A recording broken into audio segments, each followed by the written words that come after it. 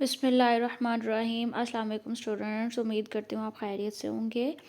आज हम unit number 3 computer network का topic networking device and network topologies के बारे में पढ़ेंगे। अब हमने सबसे पहले ये पढ़ना है कि नेटवर्क डिवाइसेस हमारे पास होती क्या है। वो हार्डवेयर के यानी पार्ट ऑफ हार्डवेयर के वो पार्ट्स जो कि हम कम्युनिकेशन के लिए नेटवर्क के अंदर इस्तेमाल करते हैं, वो हमारी नेटवर्किंग डिवाइस कहलाती हैं। यानी हार्डवेयर के वो पार्ट्स जो कि कम्युनिकेशन के लिए नेटवर्क में हम इस्तेमाल कर रहे हैं, वो हमारी हार्डवेयर डिवाइसेस हैं। हार्डवेयर डिवाइसेस जो हैं हमारे पास आगे, वो हम 3 के बारे में पढ़ेंगे। एक स्विच है, एक राउटर है और एक एक्सेस पॉइंट है। अब स्विच जो है वो स्विच होता क्या है, सबसे पहले हम स्विच के बारे में पढ़ेंगे। हमने थोड़ा सा इसका इंट्रो पीछे भी लिया था, लेकिन हम थोड़ा सा डिटेल में अब इसके बारे में पढ़ेंगे। स्विच हमारे पास एक ऐसी नेटवर्किंग डिवाइस है जो कि कनेक्ट करता है एक से ज़्यादा नेटवर्क को। जैसा कि हमारे पास हमारे कंप्यूटर्स हैं नेटवर्किंग डिवाइसेस में, वो भी आ जाते हैं, प्रिंटर्स आ जाते हैं और सर्वर्स के आ जाते हैं। यानी वो डिवाइसेस जो कि कम्युनिकेट करने के लिए एफिशिएंटली जो है हम जो हेल्प करते हैं, वो हमारे पास स्विचेस कहलाते हैं। बेसिकली हम बोल सकते हैं कि स्विच हमारे पास एक ऐसी नेटवर्किंग डिवाइस है जिसमें हम लोग मल्टीपल नेटवर्क्स को जो है आपस में कनेक्ट करते हैं। अब मल्टीपल नेटवर्क्स को हमने आपस में कनेक्ट तो कर लिया, लेकिन बेसिकली ये वर्क किस तरह कर रहा है। स्विच का काम क्या है कि जब ये जो है ये मैनेज करता है इस तरह ट्रैफिक को कि हमारे पास जितनी भी इंफॉर्मेशंस हैं वो करेक्ट डिवाइस के पास जो है वो पहुंच जाए। बेसिकली हम ये कह सकते हैं कि ये जो है डाटा पैकेट्स को एग्जैक्ट लोकेशन प्रोवाइड करता है ताकि डाटा जो है वो करेक्ट डेस्टिनेशन तक पहुंच सके।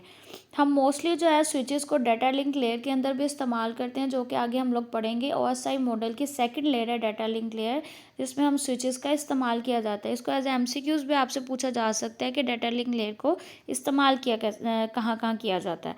अब हम इसकी वर्किंग की तरफ आते हैं। जैसे ही हमारा डाटा जो है वो पैकेट्स की फॉर्म में नेटवर्क से हमारे स्विचेस के पास आता है, तो स्विचेस के पास आने से पहले हार्डवेयर जो है उसको कुछ एड्रेस जो है उस डिवाइस को प्रोवाइड कर दिया जाता है। हमारे पास वो जो एड्रेसेस हैं जिसको हम मीडिया एक्सेस कंट्रोल मैक के नाम से उसको जो है उसका नाम दिया गया है, जो कि हमारे पास वो एड्रेसेस जो हैं उस एड्रेसेस में लिखा जाता है कि हमारे ये डाटा पैकेट्स बने हुए हैं और इनको डिफरेंट आईपी एड्रेसेस जो है वो प्रोवाइड कर दिए जाते हैं। अब जैसे ही हमारे पास स्विचेस के पास वो डाटा पैकेट्स आते हैं, तो स्विचेस जो है उन आईपी एड्रेस के अकॉर्डिंग जो है उसके करेक्ट डेस्टिनेशन पे उसका डाटा जो है उसको पहुंचा देता है। तो ये हमारे पास जो है वो स्विचेस का काम है। स्विचेस का बेसिकली काम ये है कि वो क्या करता है, डिफरेंट आईपी एड्रेसेस के जो डाटा पैकेट्स उसके पास आते हैं, वो उनके एड्रेसेस को देखते हुए उनको उसकी करेक्ट डेस्टिनेशन तक उस डाटा को या उन डाटा पैकेट्स को पहुंचा देता है। इसमें आपके बुक के अंदर उन्होंने एक एग्जांपल दिया है कि फॉर एग्जांपल हमने एक फाइल सेंड करनी थी जिसको हमने डाटा पैकेट्स में जो है वो बना के उसके एक मैक का एड्रेस जो है वो प्रोवाइड किया गया और उसको स्विच की तरफ भेज दिया गया। स्विच ने क्या किया, उसके मैक एड्रेस के अकॉर्डिंग एग्जामिन किया कि ये हमारे पास ये जो मेरे पास डाटा पैकेट आया है ये किस किस एड्रेस का मुझे भेजा गया है। वो अपने डिवाइसेस में वो एड्रेस को चेक करता है, जो एड्रेस जो है वो उस आईपी एड्रेस के साथ मैच करते हैं, वो उनको उस कंप्यूटर्स की तरफ जो है उस आईपी एड्रेस को या उस डाटा पैकेट को पहुंचा देता है। तो बेसिकली ये सारा काम स्विच का है। आगे आ जाते हैं हम लोग राउटर्स की तरफ। राउटर्स का इसकी नेम से ही हमें पता चलता है कि राउटर्स बेसिकली हमारे पास ऐसी नेटवर्किंग डिवाइस हैं जो कि बेस्ट रूट या बेस्ट पाथ प्रोवाइड करती हैं हमारे सिग्नल्स को, ताकि हमारा डाटा जो है वो स्मूथली और एफिशिएंटली जो है वो उसके डेस्टिनेशंस तक पहुंच जाए। यानी आपको पता है जब हमारे सिग्नल्स जो हैं वो एक दूसरे जगह से दूसरी जगह कम्युनिकेट कर रहे होते हैं, तो उनमें जो है बहुत सी ऐसी जगह हैं जहाँ पे हमें ट्रैफिक का सामना करना पड़ता है, जिसकी वजह से ये बहुत ज़्यादा चांसेस होते हैं कि हमारा डाटा जो है वो करप्ट भी हो सकता है, या समटाइम्स ऐसा हो सकता है कि हमारा डाटा जो है वो इतना स्मूथली और एफिशिएंटली हम तक नहीं पहुंचता। तो बेसिकली यहाँ पर राउटर्स जो होते हैं वो उन सिग्नल्स को कैप्चर करते हैं और उनको ऐसा बेस्ट पाथ प्रोवाइड करते हैं जहाँ से उनका डाटा जो है वो स्मूथली और एफिशिएंटली जो है उनकी डेस्टिनेशंस तक पहुंच जाएगा। यानी बेसिकली ये ट्रैफिक डायरेक्टर का काम करते हैं इंटरनेट के अंदर, ताकि डाटा को जो है स्मूथली उसकी डेस्टिनेशंस तक पहुंचा दिया जाए। अब यहाँ पे आपकी बुक में पैकेट्स का वर्ड, मैंने डाटा पैकेट्स का वर्ड बार बार इस्तेमाल किया, तो जब हमने इंटरनेट के अंदर कोई डाटा सेंड करना होता है तो हम उसको डिफरेंट सेगमेंट्स में डिवाइड कर लेते हैं। अब जो डिफरेंट सेगमेंट्स में हम उसको डिवाइड करते हैं तो वो हमारे पास क्या कहलाते हैं, पैकेट्स कहलाते हैं। और उन पैकेट्स को जो है हम डिफरेंट आईपी एड्रेसेस प्रोवाइड कर दिए जाते हैं, और जैसे ही हमारा डाटा जो है वो फ्लो करता है सॉरी, तो वो जो है राउटर्स जो है उसको फाइंड करता है बेस्ट पाथ जहाँ पे हमारे डाटा पैकेट्स जो हैं वो स्मूथली चले जाते हैं, और उस आईपी एड्रेस के थ्रू वो उसकी डेस्टिनेशंस तक उसको पहुंचा दिया जाता है।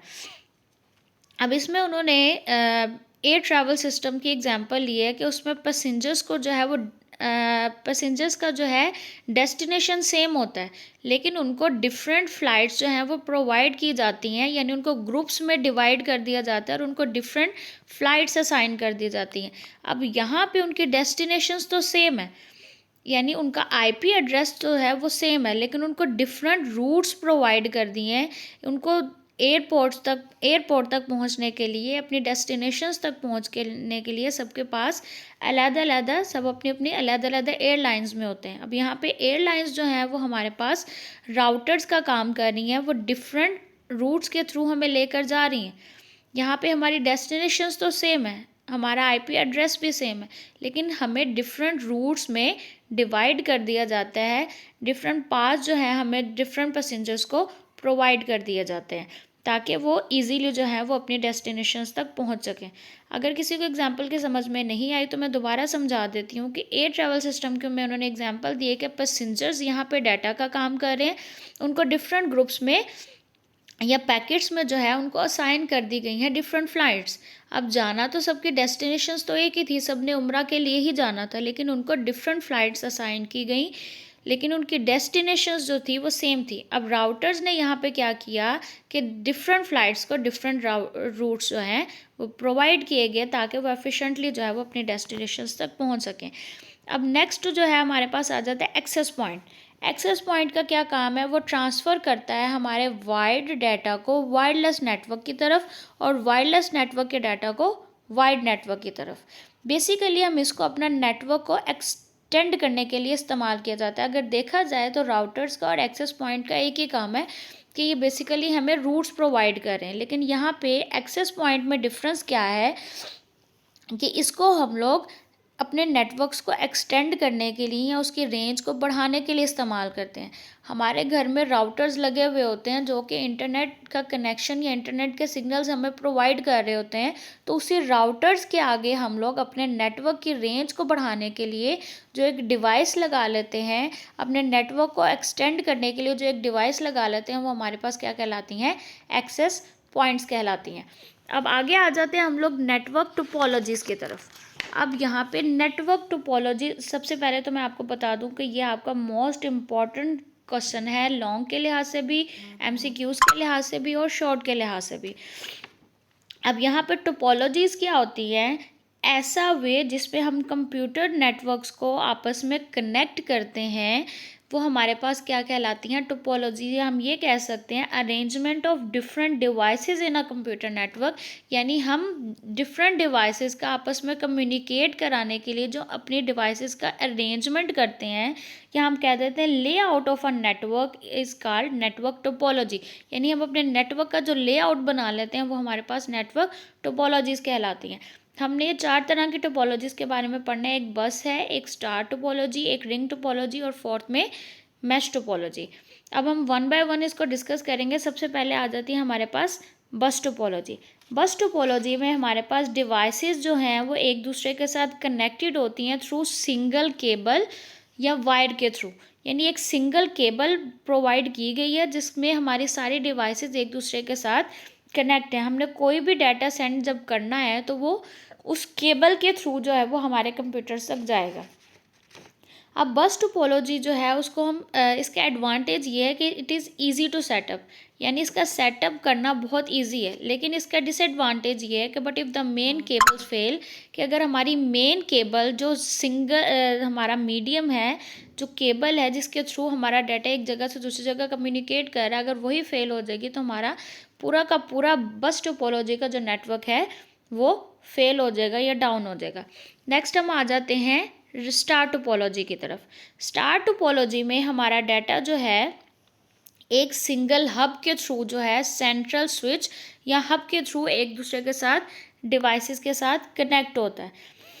जैसा कि हमारे स्कूल में प्रिंसिपल का ऑफिस है और उसका जो टेलीकॉम है उसको तमाम क्लासेस के साथ जो है वो अटैच किया गया है। अब ऑफिस जो है वो हमारे पास सेंट्रल हब है, लेकिन क्लासरूम्स जो है वो हमारे पास यहाँ पे नोड्स हैं। तो इसी तरह स्टार टोपोलॉजी में एक सिंगल सेंट्रल हब वायर होती है और उसके हब के थ्रू ही हमारे सारे जो है डिवाइसेस आपस में कनेक्टेड होती हैं। लेकिन इसका डिसएडवांटेज ये है कि अगर हमारी सेंट्रल हब या हमारा जो स्विच है अगर वही ख़राब हो जाएगा तो हमारा सारा का सारा नेटवर्क जो है वो भी डिस्टर्ब हो सकता है इसकी वजह से। आगे नेक्स्ट में हम लोग आ जाते हैं हमारी रिंग टोपोलॉजी की तरफ। रिंग टोपोलॉजी में हमारे पास जितनी भी डिवाइसेस हैं वो सर्कुलर पाथ में एक दूसरे के साथ कनेक्टेड हैं, जैसा कि आपको पिक्चर में भी नज़र आ रहा होगा, ये वाली में फर्स्ट पिक्चर में, कि यहाँ पे सर्कुलर पाथ में सारी डिवाइसेस एक दूसरे के साथ कनेक्ट है। अब सर्कुलर पाथ में जो हमारा डाटा एक जगह से दूसरी जगह ट्रैवल कर रहा है वो हमारे पास क्या कौन सी टोपोलॉजी है? Ring topology. रिंग टोपोलॉजी के अंदर डाटा हमारा हमेशा एक ही डायरेक्शन में जो है वो फ्लो करेगा, या तो वो क्लॉकवाइज में फ्लो करेगा या एंटी क्लॉकवाइज में फ्लो करेगा। अब हमारे पास रिंग टोपोलॉजी में इसका जो मेन एडवांटेज ये है वो ये है कि ये हैंडल कर लेता है हाई ट्रैफिक को, यानी इसमें कितनी भी ट्रैफिक हो ये उसको बहुत इजीली जो है वो हैंडल कर लेता है। लेकिन इसका डिसएडवांटेज ये है कि अगर कोई एक भी कनेक्शन फेल हो गया, क्योंकि यहाँ पे आपने देखा होगा सारी डिवाइसेस एक दूसरे के साथ कनेक्ट है। आपको अगर थर्ड डिवाइस कंप्यूटर को अपना मैसेज या अपना डाटा भेजना है तो वो पहले 1 की तरफ जाएगा, फिर सेकंड की तरफ, फिर थर्ड की तरफ आएगा। तो इसी तरह अगर हमारा कोई मिड में एक भी कंप्यूटर फेल हो जाता है तो हमारा सारा नेटवर्क जो है वो डिस्टर्ब हो जाएगा। लेकिन इसमें ये चांसेस हैं कि चूँकि यहाँ पे डाटा क्लॉकवाइज और एंटी क्लॉकवाइज दोनों डायरेक्शन में मूव करता है, तो अगर क्लॉकवाइज हमारा कोई सिस्टम डिस्टर्ब होता है तो एंटी क्लॉकवाइज हम लोग अपना डाटा जो है वो ट्रांसफ़र कर सकते हैं। तो इसमें इसका सिस्टम फेल होने के चांसेस थोड़े से कम हो जाते हैं। अब मैश टोपोलॉजी के अंदर हमारे सारे डिवाइसेस एक दूसरे के साथ जो है वो डायरेक्टली कनेक्ट होती हैं। हर डिवाइस दूसरी डिवाइस के साथ जो कनेक्ट है वो हमारी मैश टोपोलॉजी कहलाती है। इसमें बहुत रिलायबल तरीके से हमारा डाटा जो है वो एक जगह से दूसरी जगह या हमारे नेटवर्किंग सिस्टम में सिग्नल्स एक जगह से दूसरी जगह ट्रांसफ़र हो रहे होते हैं। इसमें ये होगा कि अगर हमारी कोई एक लिंक फेल हो गया तो हमारा पूरा का पूरा सिस्टम इसकी वजह से फेल नहीं होगा। हम कोई डाटा का दूसरा रूट या दूसरा लिंक भी इस्तेमाल कर सकते हैं, यानी हमारी जो मेन केबल है जो एक दूसरे के साथ कनेक्ट है अगर वो फेल हो जाती है तो मिड में हमारे जो डिवाइसेस एक दूसरे के साथ अटैच हैं हम उस रूट को या उस लिंक का इस्तेमाल करते हुए अपना डाटा इजीली एक जगह से दूसरी जगह ट्रांसफ़र कर सकते हैं। अब आज हमने सबसे पहले तो नेटवर्किंग डिवाइस के बारे में पढ़ा जो कि स्विचेस, राउटर्स और एक्सेस पॉइंट था। वो भी आपका एक अलग से एक लॉन्ग क्वेश्चन, शॉर्ट क्वेश्चन और एमसीक्यूज के लिहाज से मोस्ट इंपॉर्टेंट क्वेश्चन है। उसके बाद जो हमने नेटवर्क टोपोलॉजीज़ के बारे में पढ़ा जो कि हमारी बस, स्टार, रिंग, मैश टोपोलॉजी, ये भी आपका एक मोस्ट इंपॉर्टेंट लॉन्ग क्वेश्चन बनता है। तो आपने इन दोनों टॉपिक्स को बहुत अच्छे से तैयार करना है।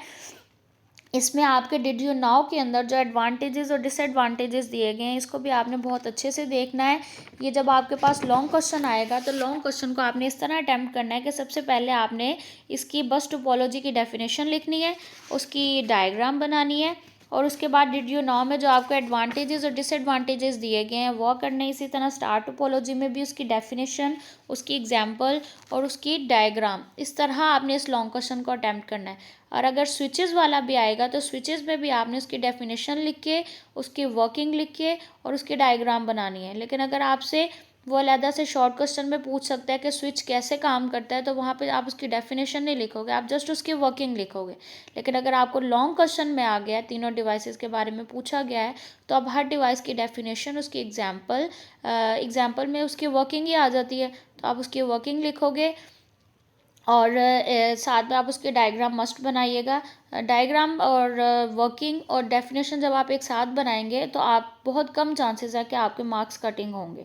और अगर शॉर्ट में भी आ रहा है तो शॉर्ट में भी अगर आपसे स्विचेस के बारे में पूछा जा रहा है तो आप स्विच की डेफिनेशन के साथ उसकी एग्जांपल में उसकी वर्किंग के बारे में ज़रूर लिखेंगे।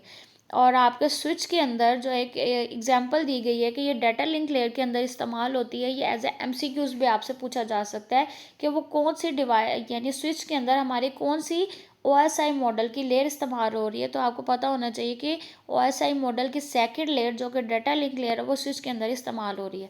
आपने दोनों टॉपिक्स को बहुत अच्छे से समझना है, उसको रीड करना है, जो इंपॉर्टेंट चीज़ें हैं उसको अंडरलाइन करना है और बाद में आपने उसको अच्छे से प्रिपेयर करके उसको लिख के चेक करना है।